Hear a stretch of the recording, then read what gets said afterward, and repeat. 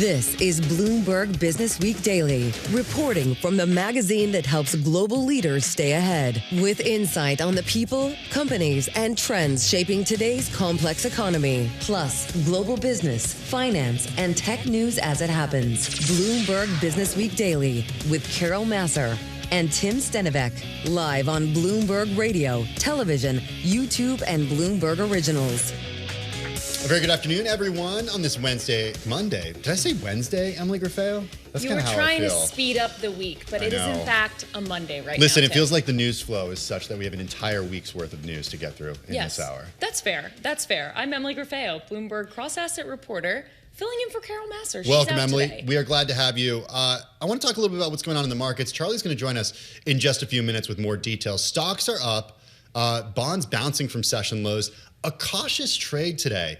This after the Trump administration escalated its attack on the Fed, raising concerns about the independence of the central bank. We got gold and silver climbing to records. As I said, we're going to have more on the trade in just a minute, but those attacks on the Fed, a big focus for our program today. Yeah, our global economy reporter, Enda Curran, joins us for the what, and then we're going to talk about what it means for investing in the U.S. with Michael Contopoulos, Richard Bernstein Advisors. He's going to be stopping by very soon. Also, a big story that we've been following is everything happening with residential real estate. We're going to hear from the CEO of one of the biggest institutional buyers of single-family homes in the country. Stephen Scherr of Pretium is going to be joining us a little later this hour. And a double dose of pharma executives we'll hear from Pfizer CEO. Did there? I did see that. Okay. That was good, Tim. Albert Bourla, just in the last hour, he said that the company will do more GLP-1 trials this year and scale AI across the business. And Owen Adams, CEO of Acadia Pharmaceuticals. We got a packed hour right here on Bloomberg Businessweek. Stay tuned. As I mentioned, Charlie Pellet is standing by. He's got an update on the day's trade and top business stories. Hey there, Charlie. Well, hello there, and happy Monday to you both. Lots going on. Fast-moving markets today. We came into a lot of news. Right now, the Dow, the S&P, NASDAQ, they're all higher. Certainly, central bank independence, a major theme today. Just getting word that Treasury Secretary Scott Bessent reportedly told President Trump late yesterday that the Powell probe creates, quote, a mess. That, according to reporting by Axios.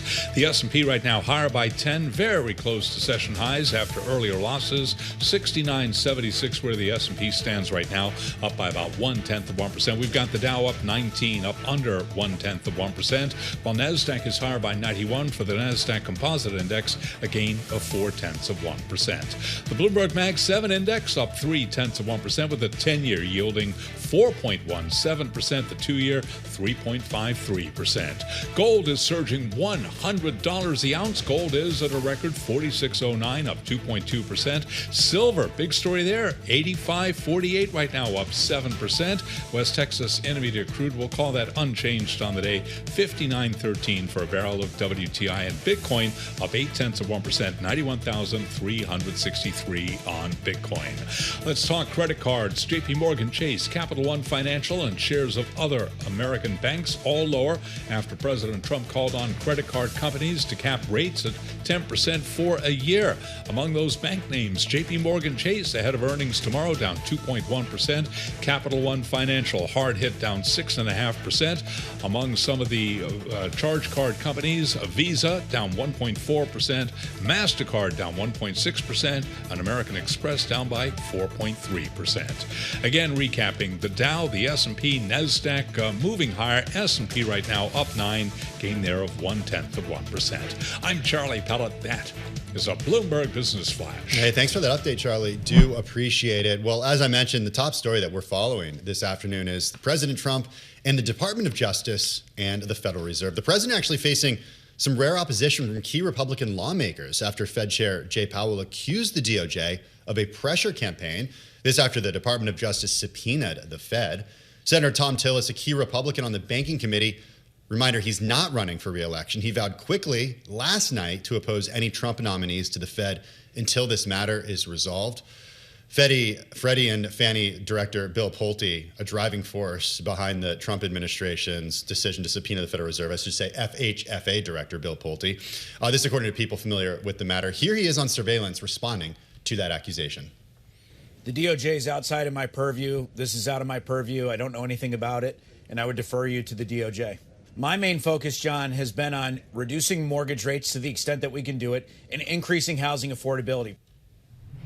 That's FHFA Director Bill Pulte on surveillance a little earlier today. I want to bring in Enda Curran. He's Bloomberg News global economy reporter. He joins us from our Washington, D.C. bureau.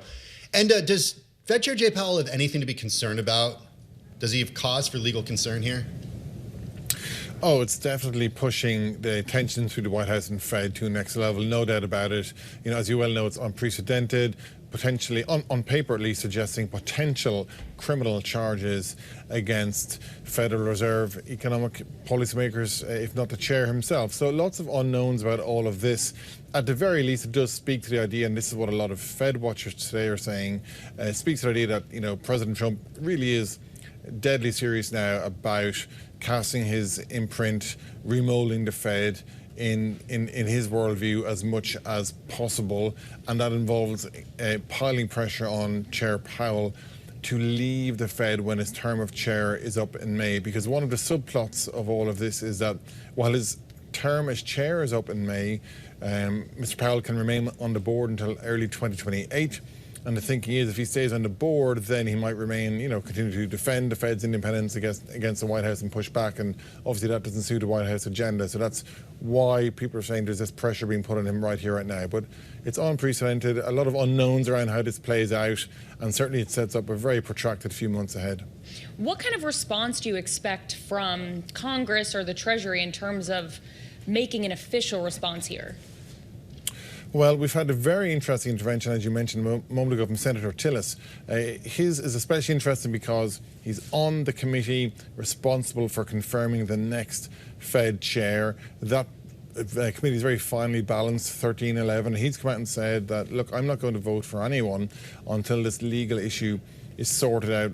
And that suggests that no matter who the Trump administration nominates to be Fed chair over the coming weeks and months, as long as this legal issue plays out, well, then they're going to struggle to get it through the Senate committee for approval.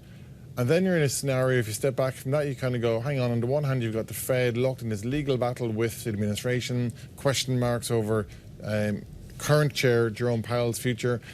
And on the other side, on a parallel track, it's going to be possible that a Fed chair may not be confirmed, a new Fed chair may not be confirmed, or at the very least it'll be a very protracted and ugly process running alongside in tandem. So this is where things start to get very complicated and very uncertain in terms of how all of this plays out. Why are we seeing more of a market reaction? And if indeed the Fed's independence is being threatened right now, why aren't we seeing markets react?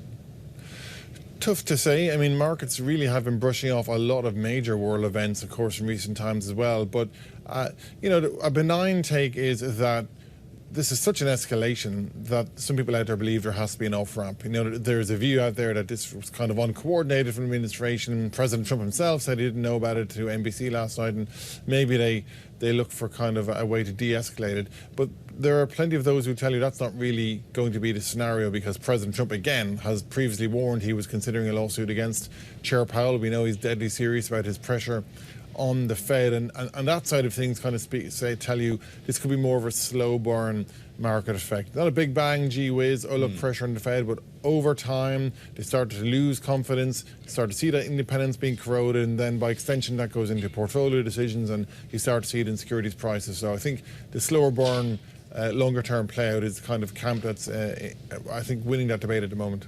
Well, there was a note from Wells Fargo earlier this morning saying markets are on alert but seem to be waiting for kind of like what you said, tangible action. And the analyst noted that the Supreme Court ruling that the Trump admin can fire Lisa Cook would qualify as that tangible action. I'm wondering if we can learn anything from just the events that have unfolded today about how the Supreme Court is going to rule on Cook. Yeah, tricky to say. Again, a lot of tempting parallels between both, but we don't yet know. I mean, those hearings haven't even been heard yet. We don't know what kind of stance the Supreme Court will take on the Governor Lisa Cook case. And even if they do issue a ruling, let's just say broadly favourable towards Ms. Cook and the Fed, well, a lot of questions will be around, well, what kind of ruling what are the details of that ruling? I mean, is it a near-term reprieve, and does it set it up for the White House to come back for another swing by following a kind of a roadmap that the Supreme Court sets up?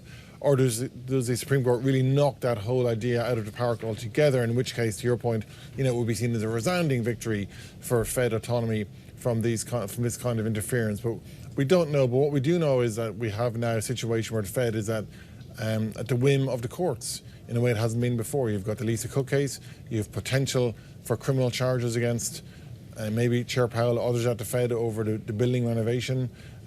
No one knows how this is going to play out, other than it certainly has a long way to go and will likely have many more unexpected twists before it does conclude. And I think it also makes the next Fed chair's job incredibly challenging. The front runner certainly has been, as widely reported, has been Kevin Hassett. The president has said that he has made up his mind. He told the New York Times that last week. But what are the challenges that the next Fed chair faces apart from the dual mandate, stable prices and maximum employment? Yes, I mean, it's kind of getting to a point where the economy feels almost secondary to this legal and political debate that's surrounding the Fed. But let's just say the next Fed chair does get confirmed. It looks like it'll be an awkward process now, but let's just say they get confirmed at some point over the months ahead. Well, whoever that is, when he or she comes into the office, really will have to double down and prove to fellow Fed policymakers and the investor community and the rest of course, the economy, that their number one interests are putting the economy first, that they're dedicated to serving the Fed and the people and the broader economy. Now, whoever comes in as an appointee of Trump was always going to have to work hard to prove that they're not just beholden to the Trump White House, that they're not just beholden to politics. That was always going to be a challenge. But whoever does come in after this latest development is really going to have to double down and work hard to gain that trust and confidence from markets, or they will be literally an agent of the White House and will be seen to be doing the White House bidding. So I think in terms of optics of all of this, that will be a challenge for whoever takes over. Enda Curran, Bloomberg News global economy reporter, joining us from Washington, D.C. I want to stay on this story and continue with this unprecedented move by the Trump administration. For more, we're joined by Michael Contopoulos, Deputy Chief Investment Officer at Richard Bernstein Advisors. The firm has more than $17 billion in AUM. Michael joins us here in the Bloomberg Businessweek studio. Good to have you on the program. You were arguing that there was like a move away from U.S. exceptionalism even before we got this news last night. Does this just mark for you that this is the end of U.S. exceptionalism? Well, I think we are definitely in a transition period. It's hard to say whether or not we're, marking the end, or it's just sort of a different phase of U.S. exceptionalism. But listen, I think a lot of things, as I look out, not only over the next 1 to 6 months, but when I look out over the next 1 to 6 years, I think there are a lot of signs pointing towards a lot of opportunities throughout the rest of the world. You're transitioning from a world of quantitative easing and zero interest rate policy and the creation of so much capital and liquidity that drove U.S. excess. You're seeing a big transition, I think, away from that. And I think that's going to be a story that we see for quite some time going forward. Why don't you think the bond vigilantes, the so-called bond vigilantes, have come out in full force today? Well, I think there's still some hope here that the market is going to be able to absorb a lot of this volatility and ultimately be the final say on Fed independence and things of that nature. I'm of the opinion that markets are ultimately going to decide where rates are, not the Fed.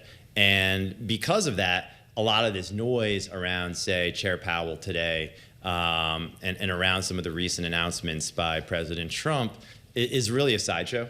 And so I think markets can read through a lot of this noise and navigate the noise pretty efficiently. Does the end of U.S. exceptionalism mean sell America? Are you looking for 2026 to be the year that you actually sell your U.S. equities?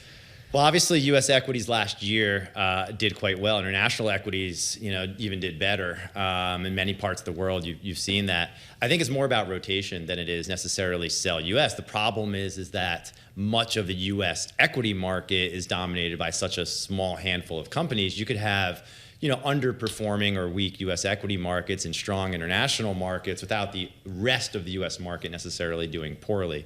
So it's not necessarily that. I think this is a big wholesale sell America trade in 2026, but I think rather a rotation to other areas throughout the world and away from excess and liquidity-driven bubbles. One more on the Fed, because Axios is reporting that Scott Bessent, the Treasury Secretary, told the president late yesterday that the Fed investigation, or that the federal investigation into the Federal Reserve Chair, quote, made a mess and could be bad for financial markets. Is there a way to come back from this? Is there something that the president could say? Is there something the Department of Justice could say that says, wait a second, actually, we're pulling the reins in a little bit? Yeah, I mean, I think we've all seen the taco trade before, and when the heat gets, obviously a little bit too high, President Trump is more than willing to back away from, policies or statements or rhetoric, and I don't see why this would be any different. And so if you saw, say, for example, say you saw the 10-year back up towards 5%.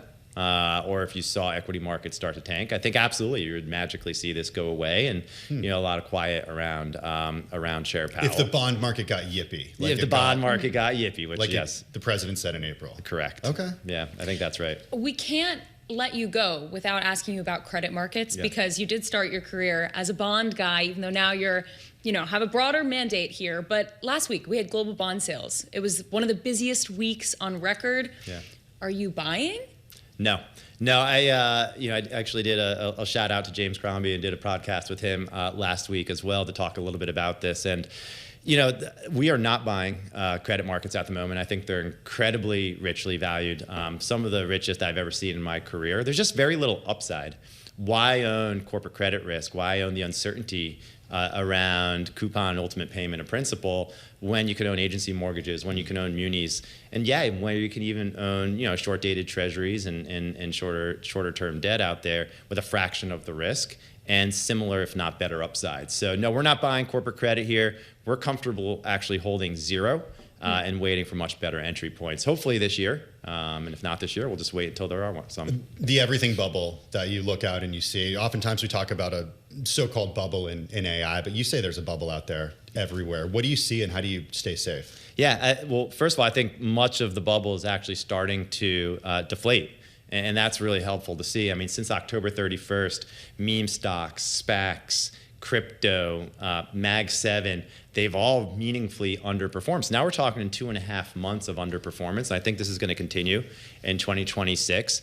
The opportunities are plentiful, though. I think almost everything other than the Mag 7 within the United States offers a great opportunity. I think agency mortgages and credit or fixed income markets offer a great opportunity.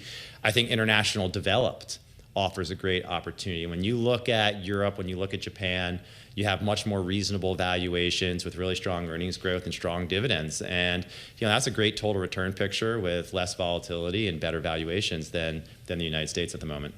Just in the last couple seconds here before we let you go, if you had to look at the kind of cross-asset trade today and point to a sign that investors are nervous about Fed independence, what would you point to? Because I'm looking at equities right now, and we are trading higher today. Yeah, we are trading higher. Rates aren't moving very much. I think it's telling you exactly what it's telling you.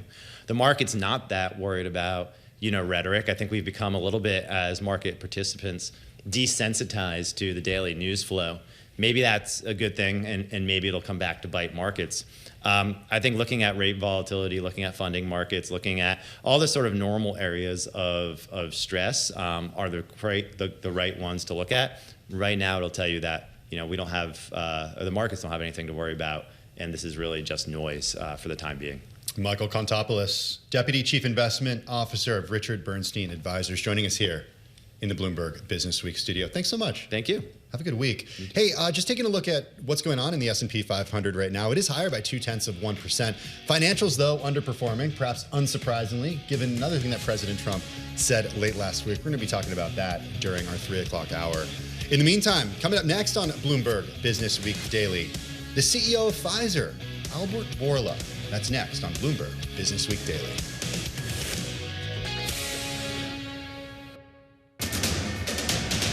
It's 2:21 on Wall Street. We do check markets all day long here at Bloomberg. We are looking at records right now for both the Dow Jones Industrial Average and the S&P 500 Index. Any advance today will be another record. The S&P right now up 13, up by about 0.2%. The S&P currently at 69.79. Stocks, bonds, and the dollar all bouncing from session lows. Caution, however, is prevailing after the Trump administration escalated its attack on the Federal Reserve, raising raising concern about central bank independence. The Dow up 13, little changed. Again, the S&P up 0.2%, keeping it all in context. NASDAQ up by about 0.5%. 10-year at 4.17%, with the 2-year 3.53%. Gold is up $103 the ounce to $46.13, up 2.3%. West Texas Intermediate crude $59.40 a barrel, up 0.5%. A move for Bitcoin up 1.2%, 91,703 on Bitcoin. Paramount Skydance is ratcheting up the stakes in its months-long battle for Warner Brothers Discovery, saying it plans to nominate directors to the board to thwart a merger with Netflix. Paramount Skydance up now by 0.6%. Shares of Warner Brothers Discovery down 1.6%. Netflix up 0.1%. Recapping, stocks are higher. S&P at a record for on-demand news 24 hours a day. Subscribe to Bloomberg News now wherever you get your podcast. I'm Charlie Pellet. That is a Bloomberg Business Flash. Hey, thanks so much for that update, Charlie. Do appreciate it. A huge week for anyone in healthcare or anyone who follows healthcare. It's the 44th annual JPMorgan Healthcare Conference. It's underway in San Francisco. This is the largest investment symposium in the industry. It's got everyone, pharmaceutical leaders, biotech innovators, investors, policymakers. They're all there. So is Katie Greifeld. She's the co-host of The Close. She's standing by right now with Pfizer CEO Albert Bourla. Katie, take it away. Thank you, Tim. You're right. Sitting beside me is Albert Bourla. He is the CEO of Pfizer. Dr. Bourla, it's great to see you. Great to see you. Thank you. Happy New Year. So let's start broad here, because when the average person or uninitiated investor thinks of Pfizer, they probably think about your COVID vaccine. And now in 2026, the COVID period is largely behind us. You have numerous patent expirations coming up, and Pfizer is also entering into new markets altogether. So when you add it all together, what is the next era for Pfizer? I think we were preparing for this period of loss of exclusivities, 26, 28. We did significant acquisitions. One of them is in obesity, as you said, but Seagen in oncology and Nurtec in migraine. And this portfolio is performing extremely well. This year will be approximately $10 billion of sales, growing double digit. Actually, last year, 25. And 26 will continue growing at double digit. So I think after the 28 period of LOEs, where we are not going to be a top-line growth story, we will have exponential growth that will be leading the industry. So 28, it sounds like things improve, especially when you think about the growth forecast there. But until that time, you think about what you recently said at the fireside chat earlier today, no plans for buybacks. You do have these patent expirations coming up, and you don't expect to put a GLP-1 on the market until 2028. So how do you keep investors engaged and attract new investors during that period? I think investors want to see catalysts, and this is a year that is very rich in catalysts. We are expecting readouts of studies that they are significant. Two of them actually will be in obesity with Metsera portfolio. One, it is the ultra-long 30 days data, so the monthly dosing data that will come in the first half of this year. The other is the combination of GLP-1 and amylin that also will come this year. But there are many more. Elrexfio, which is our myeloma drug, has a readout that, if successful, doubles the population that we are going after. The vaccine against the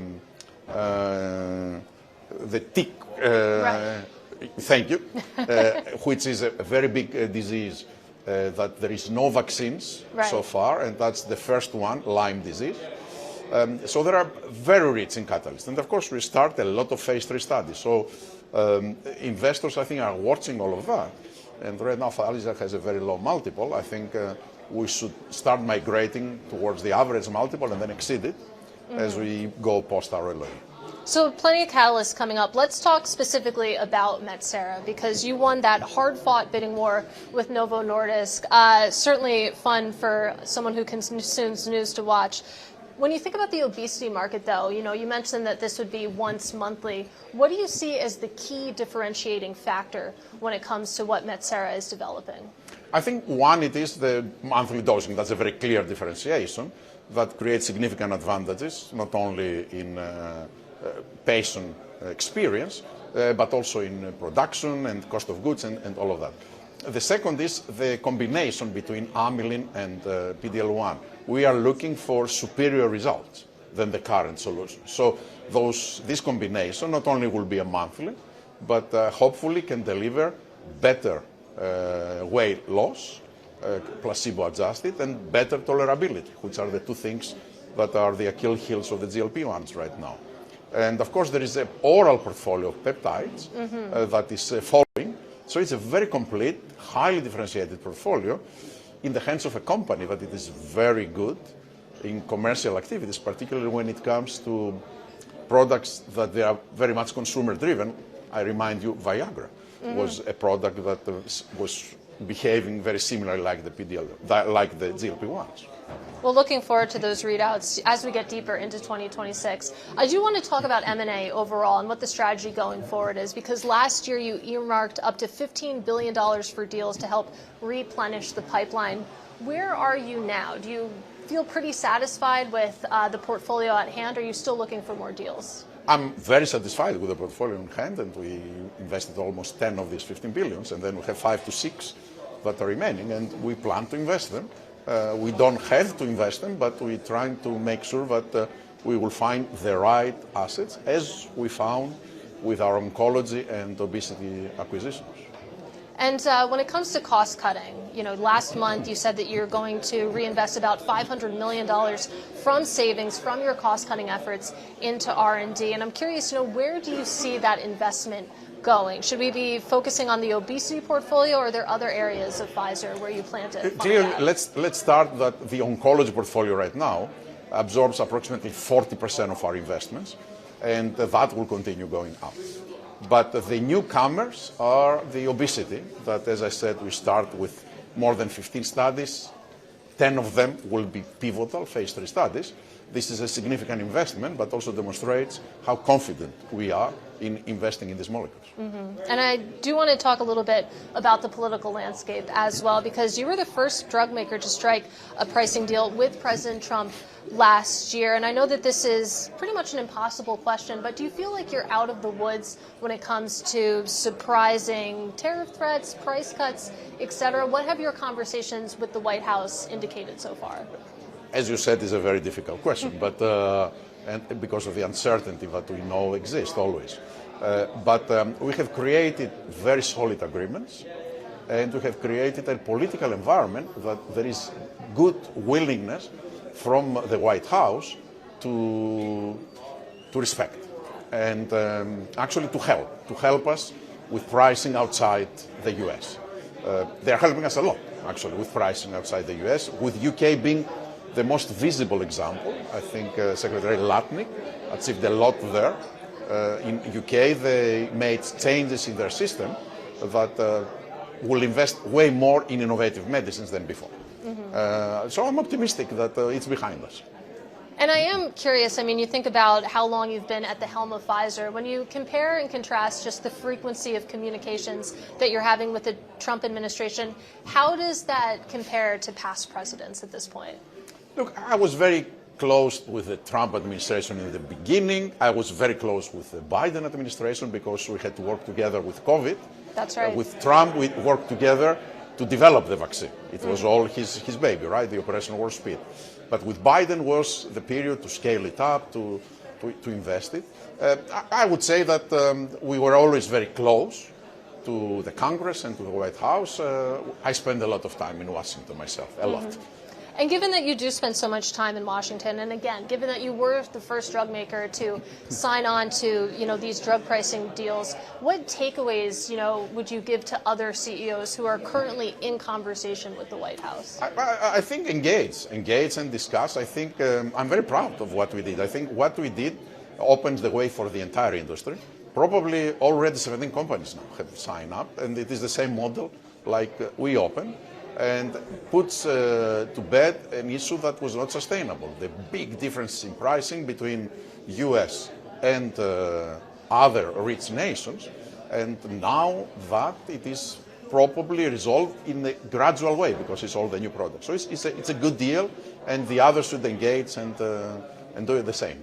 All right, Albert, I have about 10 more questions for you, but unfortunately, we're up against the clock. So appreciate your time. Thank you very, very much. That is Albert Bourla. He is the CEO of Pfizer. Back to you, New York. Hey, Katie, thanks so much for that. That's Katie Greifeld of Bloomberg TV's The Close out there with Pfizer CEO Dr. Albert Bourla. And we apologize for some of the audio issues. We're going to work on clearing that mic up and heading back to San Francisco for the JPMorgan Healthcare Conference a little bit later in the program. But Emily, what we did hear from Pfizer CEO, they're looking for, quote, superior results on weight loss drugs.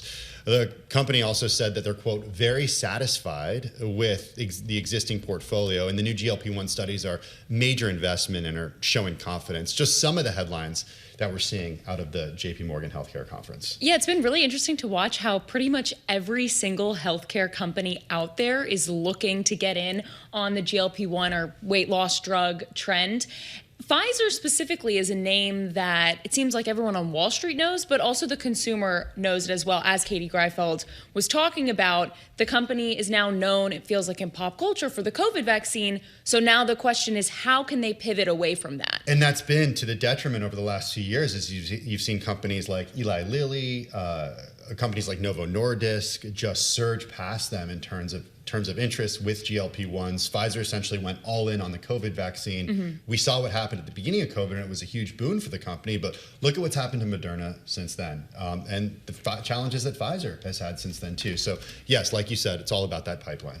And I'm looking at the shares right now. So shares of Pfizer, year to date, they are higher, but it's the beginning of the year. So down about 5% on a price change basis from about 12 months ago for Pfizer. It's been significantly underperforming the S&P 500.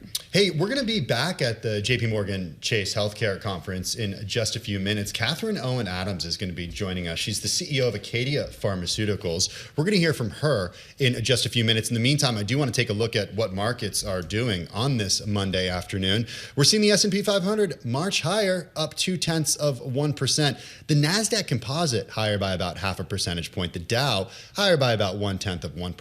In the S&P 500, every single industry group in there is actually in the green today. Consumer staples leading the pack up 1.5%. Information technology up 0.8%. Materials up 0.6%.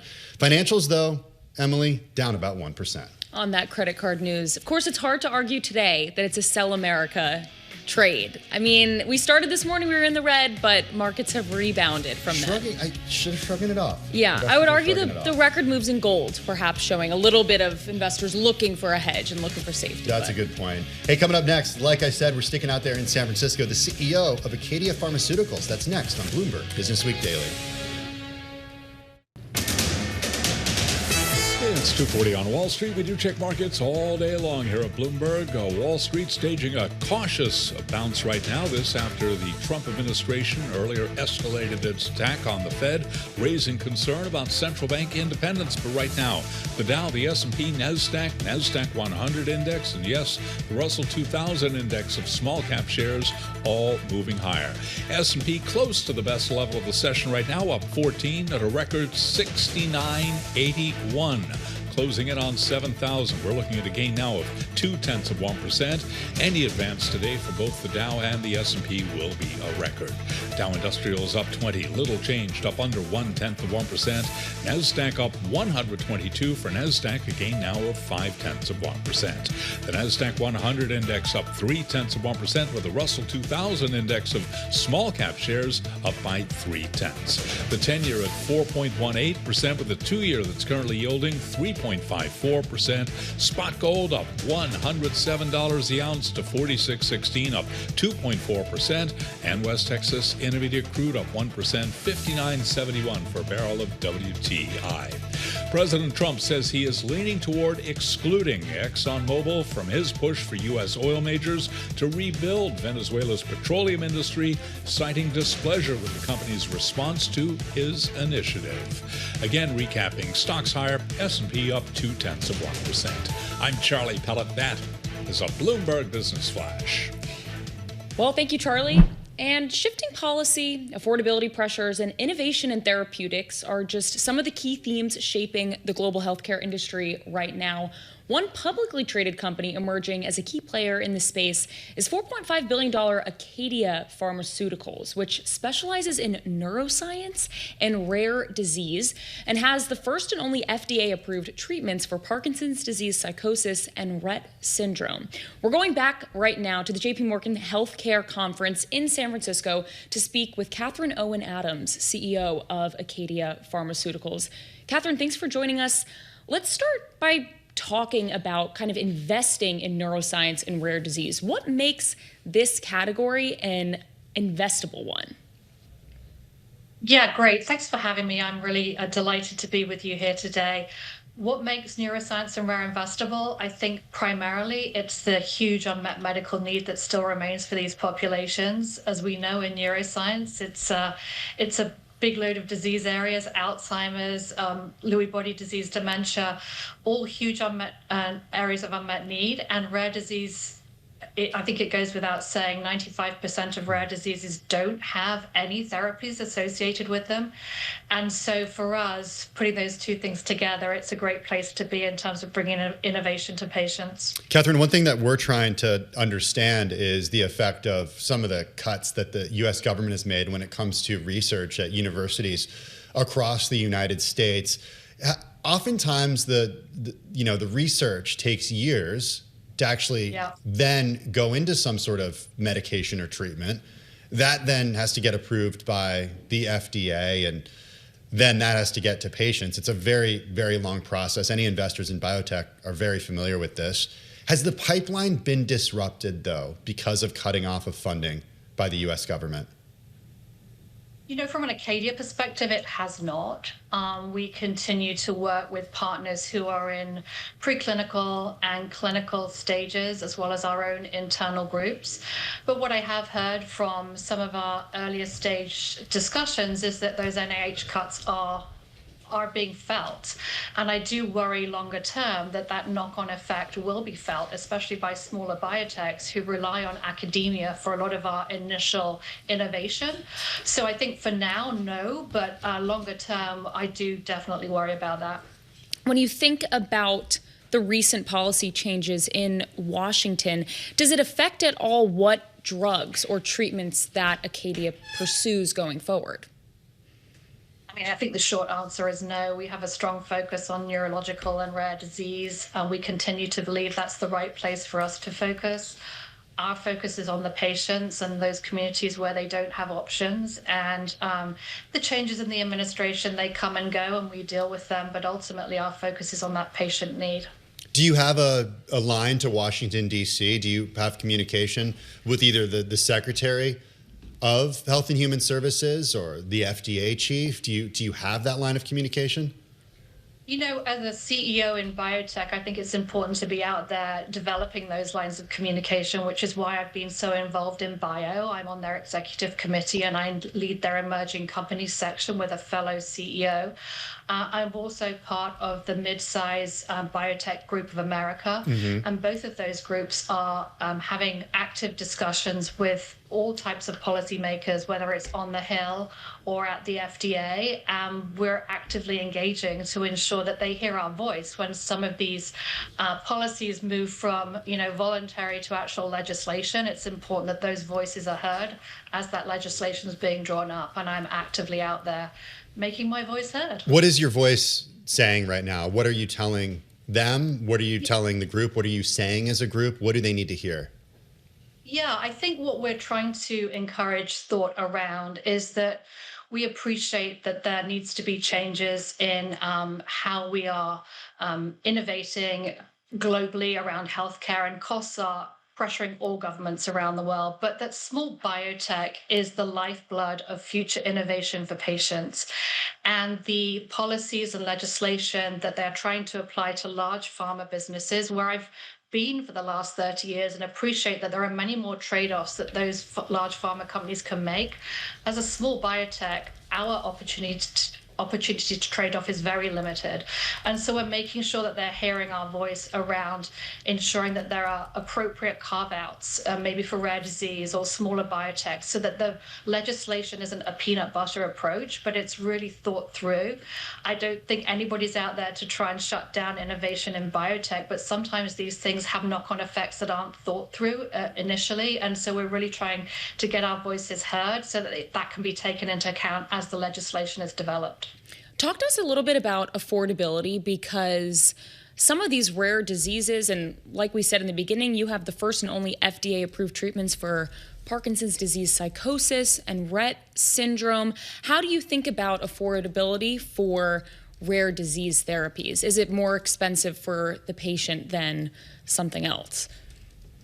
You know, we really try and work hard to ensure that it's not. We have a strong focus on patient support and patient support services, and not only financially, but also people that they can call on to help them through the various stages of insurance, and whether those processes are going smoothly after they start therapy, whether they've got people to call to ensure that they are understanding maybe side effects that they didn't know about. So we really do a lot to ensure that our patient services are thorough, especially in the rare disease space. And we work a lot with the patient advocacy organizations. Their voice is so important in our rare disease community. We have a big team who's out there getting those voices into our commercial teams, into our R&D teams. And that's how we've developed our new formulation for DAYBUE. We heard from our community that they needed something different, and we got that approved in December. So that two-way communication is huge in terms of rare disease. Catherine Owen Adams, thanks for joining us this afternoon. Appreciate it. Catherine, CEO of Acadia Pharmaceuticals. Healthcare certainly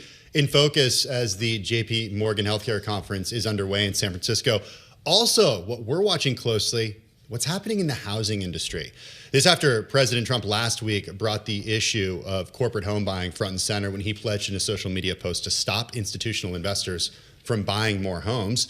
Some major owners of single-family rental homes were blindsided by the news, this according to people with knowledge of the matter. And we saw shares of institutional buyers dive on that.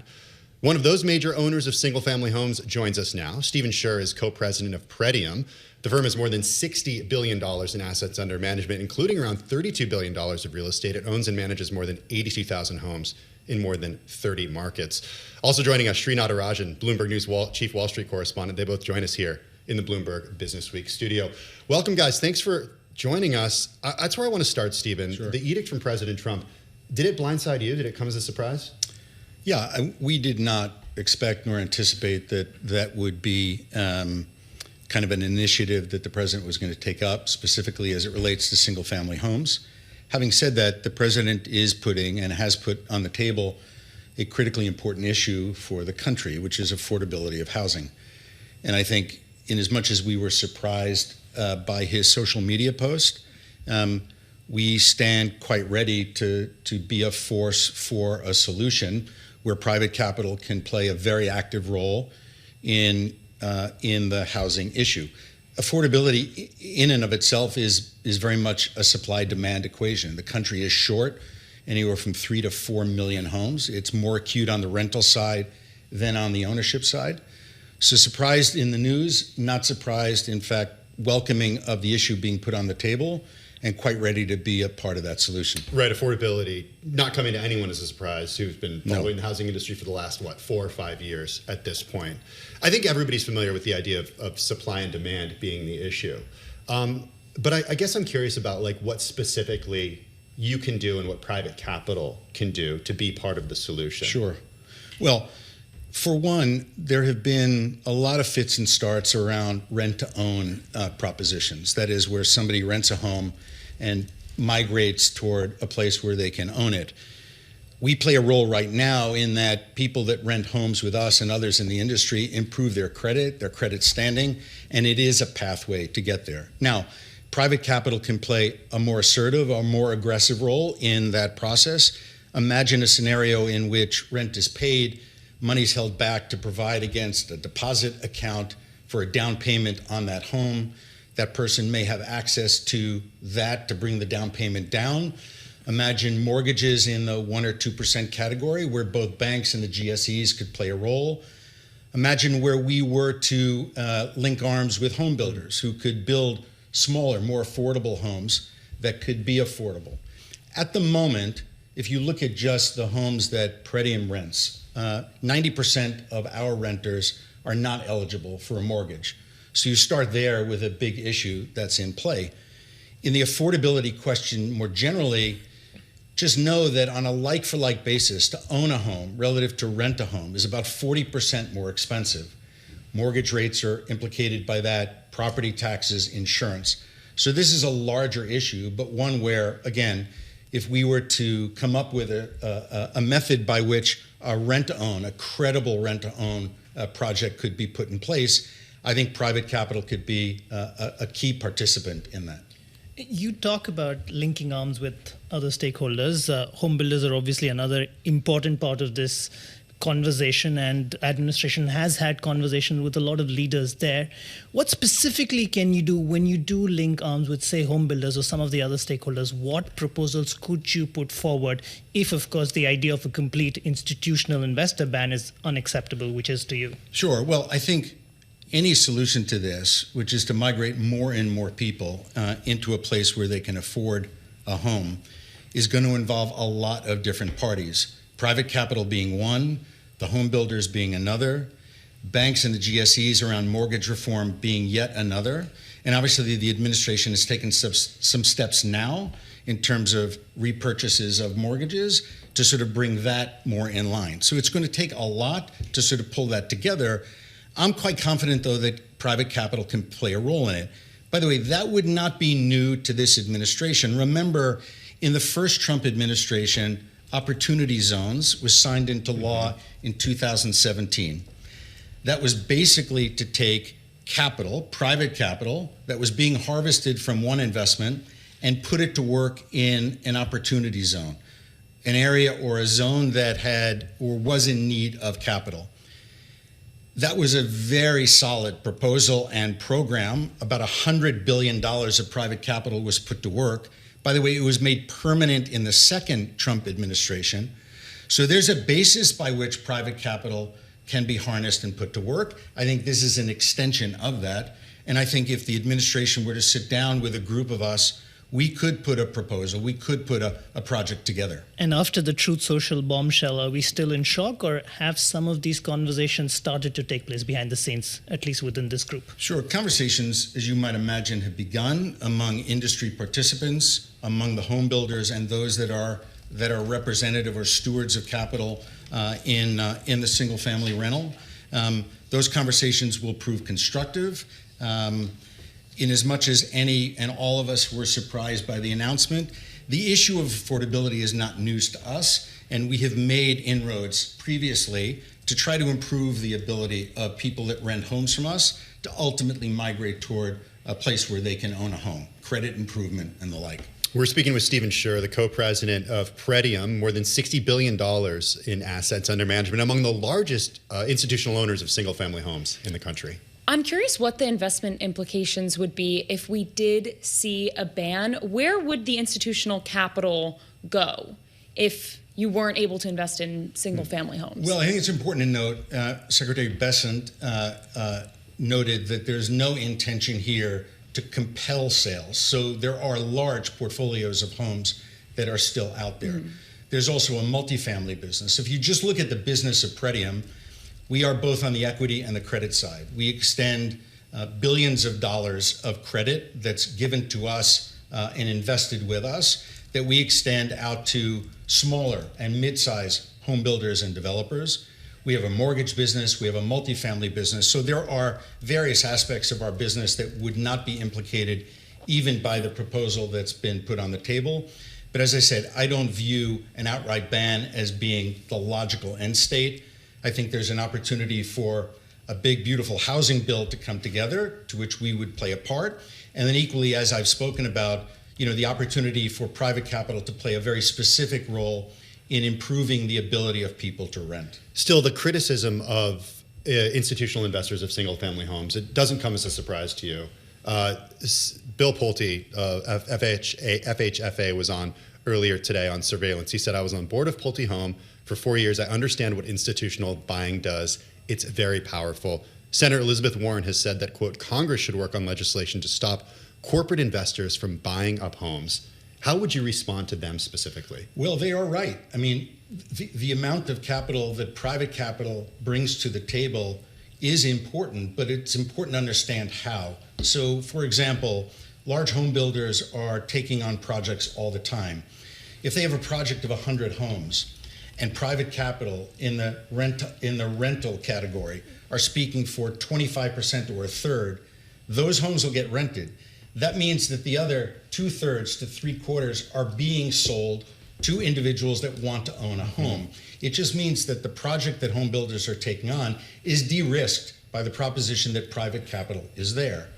I'd also say, as to Director Pulte's comments, it's important to note there's been a time migration as to how homes are bought in and among this industry, okay? It began more than a decade ago as single-family purchases on the MLS listing. These were largely homes that were in need of considerable capital, and companies like ours and others put $30,000 a home in to improve the housing stock. That has migrated now to where single-family or single purchases on the MLS are a de minimis component of what's bought. So the notion that we are now, perhaps as in the past, somehow boxing out individuals from owning a home, I just think is no longer right. It's no longer a contemporary observation of what's playing out. You know, you make a point that this proposal is likely not to play out in its most extreme form. But for a second, can you sketch out the worst case scenario for the American public if something like this were to go into effect, if institutional investors were completely banned from buying homes, single-family rentals? Well, I think if private capital was sidelined, that would only serve to worsen the problem, not make it better. This is an enormous industry. So there are 145 million households in this country. About a third of them are rental. And by the way, it's been a third for a long time. So that hasn't changed. And the place of private capital to sustain that, to try to address the supply-demand imbalance, is an important component. So the reality is, if private capital is pulled away, this would have negative, not positive effect on the ultimate solution to create an affordable stock of housing, which, as I said earlier, is more acute on the rental side than it is on the home ownership side. Stephen Scherr, co-president of Pretium. Also, Natarajan, chief Wall Street correspondent, both joining us here in the Bloomberg studio. Coming up on TV, it's The Close. Next on radio, Bloomberg Businessweek Daily.